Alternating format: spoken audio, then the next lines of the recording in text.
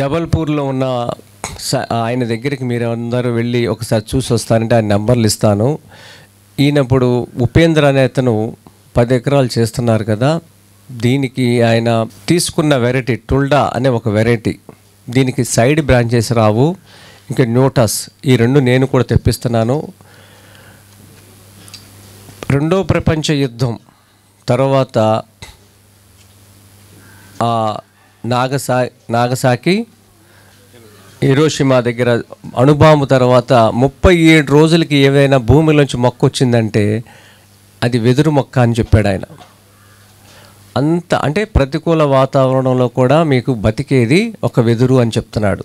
ఇది ఒకటే కాదు, వాతావరణం శుద్ధి చేస్తుంది. అక్కడ మేము వెళ్ళింది ఎర్లీ మార్నింగ్ వెళ్ళాం, బయట చాలా చలిగా ఉంది, లోపలికి వెళ్తే చాలా సౌకర్యంగా ఉంది. ఆ 7 ఎకరాల్లోకి ఆయన ఏమంటారంటే వేసవి కాలంలో బయట వేడిగా ఉన్నా లోపల చాలా చక్కగా చల్లగా ఉంటున్నారు. మేము వెళ్ళిన టైంలో అంత చల్లదనం లోపల లేదు. అంటే ఖాదీ వస్త్రాలు ఏదైతే ధరిస్తే మీకు అర్థమవుతుందో వేసవి కాలంలో చాలా చక్కగా ఉంటుంది చల్లగా, అదే చలికాలంలో చాలా కంఫర్ట్ ఉంటుంది. అది ఆ వెదురులో కూడా ఉంది అన్నాడు ఆయన.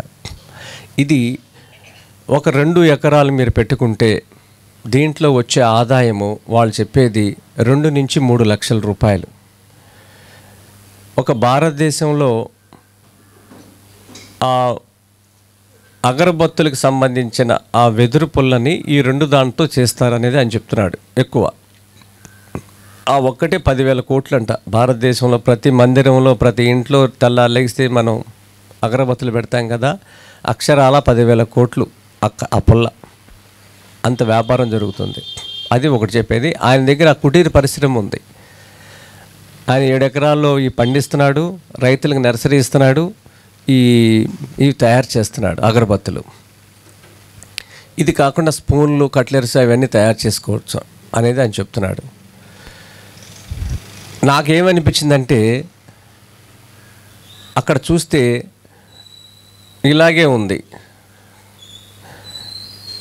సూర్యుడు అనేది ఎక్కడ పడట్ల, అంత నీడొచ్చేసింది. భారతదేశంలో పెళ్ళిళ్ళు చేసుకోవటానికి చాలా ఖర్చు పెడుతున్నాం మనం. గ్రామాల్లో ఉన్నవాళ్ళు, పట్టణాల్లో ఉన్నవాళ్ళు కూడా ఫంక్షన్ హాల్ తీసుకోవటం అనేది కల్చర్గా వచ్చేసింది. ఏ చిన్న ఫంక్షన్ హాల్కి వెళ్ళినా 2 నుంచి 3 లక్షల రూపాయలు ఉంది. ఒక 2 ఎకరాలు ఒక ఓపెన్ డయాస్ కట్టి చిన్నగా చలికాలం వేసవికాలం దాంట్లో పెళ్ళిళ్ళు చేసుకుంటే ఆ వనంలో 5 సంవత్సరాల్లో వనం అయిపోతుంది. అది 20,000 50,000 ఇచ్చినా చాలు పెళ్ళికి. దాంట్లో చేసుకోవటం వల్ల ఎక్కువ ఆదాయం తీసుకోవచ్చు. అంటే పంట ద్వారా అన్ని ఫంక్షన్ హాల్లోనే పెళ్లి చేసుకుంటున్నారు, ఇంటి దగ్గర ఎవరో చేసుకోవట్లేదు. అందుకని ఒక 2 ఎకరాలు ఇలా చేస్తే ఒక మంచి కల్చర్కి మనం ఇచ్చిన వాళ్ళు అవుతాం, భూతాపాన్ని తగ్గించిన వాళ్ళు అవుతాం, ఆక్సిజన్ పెంచిన వాళ్ళు అవుతాం, ఒక ఆదాయం వచ్చిన వాళ్ళు అవుతాం. అంటే వరి ద్వారానే, చేపల చెరువుల ద్వారానే డబ్బు ఎందుకు సంపాదించాలి అనే దాంట్లో నాకు వచ్చిన ఆలోచన. అంటే ఎక్కడ చికాకు ఉండదు, ముళ్ళు ఉండవు, గీరుకోటు ఉండదు, అంత నీట్గా ఉన్నాయి ఆ వెదురు తోటలు. నాకు మీకు చూపిస్తాక లేదు, మీరు ఏమైనా ఇంట్రెస్ట్ ఉంటే నేను ఫోటోలు పంపిస్తాను. 70 ఫీట్ ఉంది అది, దీనికి డబల్ సైజు ఉన్నాయి. అదేనమాట.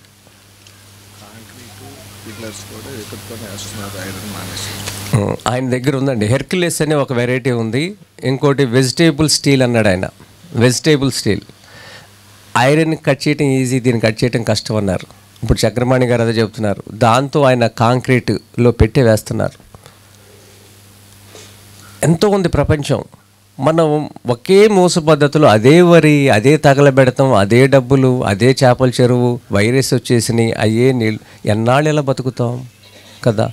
మారటానికి మన డెల్టాలని రేపు వేసవి కాలంలో మెట్ట చేసుకుందాం. 1 ఎకరం చేసుకోండి. నేను ఇప్పుడు నా కృష్ణా జిల్లాలో 10 ఎకరాలు ఉంది. నేను మీ అందరికీ చూపించటానికి ఒక చిన్న చెరువు తవ్వి ఆ చెరువు మట్టిని తీసుకొచ్చి 3 సంవత్సరాల క్రితం 3 అడుగులు ఎత్తు లేపాను. 2 సంవత్సరాల క్రితం 5 లేయర్ మోడల్ ఒక్క బాక్స్ పెట్టాను. 60x60 60x60 అడుగుల్లో అక్కడ 81 చెట్లు పెట్టాను. మీరు వస్తానంటే రేపు నా ప్రోగ్రాం అక్కడే. అది ఎందుకు ఒక బాక్స్ పెట్టానంటే, నేను లేనప్పుడు కూడా నేను నెలకు ఒకసారి వస్తా ఇక్కడికి, అనేక జిల్లాలు తిరుగుతూ ఉంటా. నేను లేకపోయినా సరే మీరు ఒక నోట్స్ రాసుకుని వచ్చేయచ్చు. ఒక పుస్తకము, ఒక పెన్ను తీసుకుని మొక్కకి కాలువ డిస్టెన్స్ ఎంత ఉంది, ఆ బెడ్ డిస్టెన్స్ ఎంత ఉంది, పొడవు ఎంత ఉంది, వెడల్పు ఎంత ఉంది రాసుకుని ఏ మొక్కలోనే చూసుకుని రావచ్చు. ఇది చేసుకుంటే ఏమవుద్దంటే, మీరు ముందు ఏది కొనుక్కోకుండా బ్రతకటానికి, బజారుకి వెళ్ళి ఏది కొనుక్కోకుండా బ్రతకటానికి, విషం లేని ఆహారం నుంచి విముక్తి కలగటానికి. నాకు 2 సంవత్సరాలు వరుసగా వేశాను. దాంట్లో పసుపు, అన్ని పంటలు ఉన్నాయి. పసుపు ఉంది, కందు ఉంది, చామగడ్డ ఉంది, అరటి తీసేసి మళ్ళీ ఇప్పుడు చక్కెరకెళ్ళి పెడుతున్నాను. మునగ ఉంది. ఇంకా 4 మూలల 4 పళ్ళ చెట్లు ఉన్నాయి. కానీ నాకు ఒక పసుపులోనే ఎక్కువ ఇన్కమ్ వచ్చింది. 600 కేజీలు వచ్చింది. ఇక్కడ పసుపు రైతులు ఎవరున్నారో మరి తెలియదు. అంటే ఎకరంగా చేస్తుంటే చెప్పొచ్చండి. అయ్యా మీరు ఎకరంలో ఎంత వస్తుందో నాకు తెలియదు, కానీ 400 గజాల్లో నాకు 600 కేజీలు పసుపు, పచ్చి పసుపు వచ్చింది. ఇది ఎక్కువ తక్కువ తెలియదు నాకు. పసుపు నేను అంటే ఎకరాల్లో వేయట్లేదు సార్. ఎక్కడ ఖాళీ ఉంటే ఖాళీలు వేస్తున్నాను తప్పితే ఏరియా ఎక్స్టెన్షన్లో ఇంత అనేది నాకు ఐడియా లేదు సార్. కాకపోతే సామిరెడ్డి గారికి అవగాహన ఉంటుంది, వాళ్ళ ఏరియా అంతా పసుపు వేస్తారు కాబట్టి.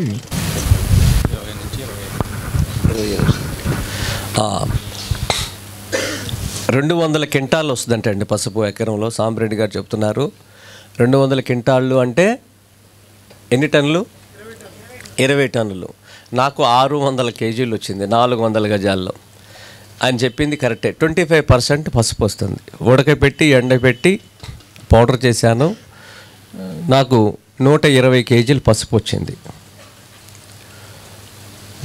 పసుపు ఎంత ఉంది మీకు తెలుసు కదా రేటు? పసుపు ఎంత ఉందండి?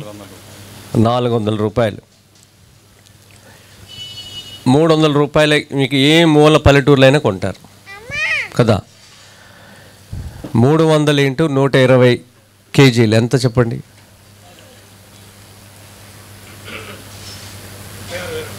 36,000.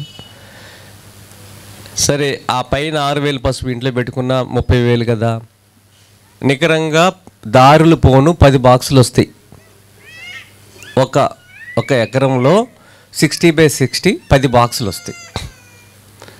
గుడ్డి లెక్కలు వేసుకున్నా మనకి ఇంత వస్తుంది.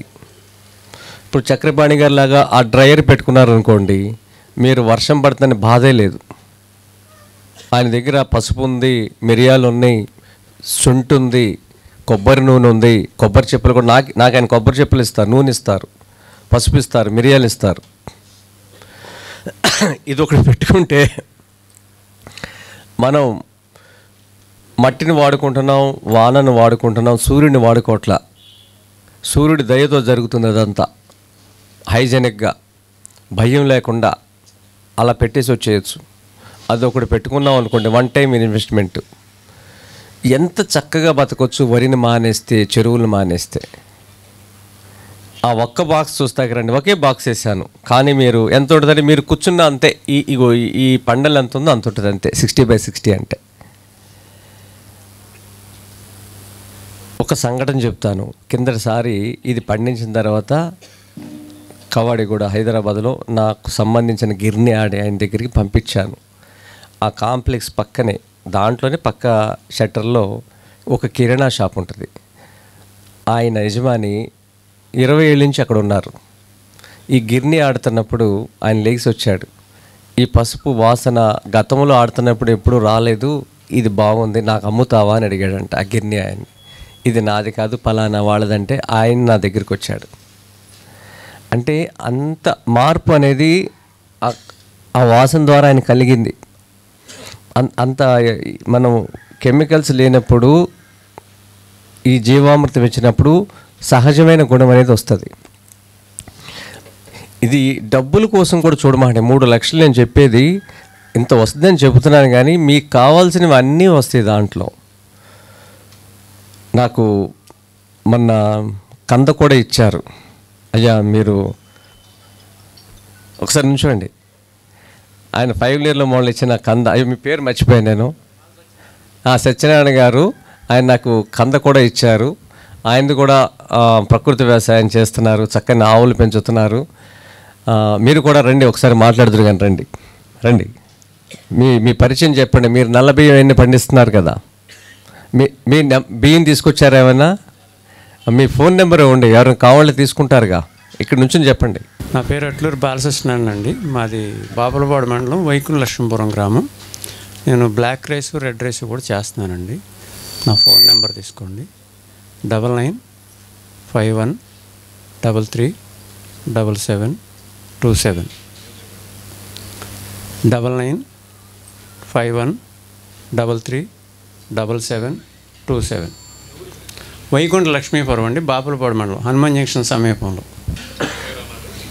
అండి. అట్లూరి బాలసత్యనారాయణ అండి. Thank you sir. మీ కంద గురించి కూడా చెప్పండి. కంద మీ దగ్గర ఒక వెరైటీ ఉంది కదా. కంద అంటే అది నాటు కంద సార్. అది నాటు కంద అండి. అది అంటే పూర్వకాలం నుంచి ఉంది. పిలక కంద అంటారు, మన దురద కంద అంటారు కదా. బయట మార్కెట్లో వచ్చే తీపి కంద. మా దగ్గర ఎప్పుడో పెద్దల నాటి నుంచి అది ఉంది. పెళ్ళిళ్ళకి వాటికి మేము సప్లై చేస్తూ ఉండేవాడిని. సార్ వచ్చి అడిగితే కొంచెం ఇచ్చాను అంతే. కొంచెం ఉంది సార్, ఎక్కువ లేదు. అంటే గట్ల మీద పండిస్తాం. 1/2 కేజీ అయితే పర్లేదు. మరిన్ని అప్డేట్స్ కోసం బ్యాక్ టు రూట్స్ యూట్యూబ్ ఛానల్ని సబ్స్క్రైబ్ చేసుకోండి.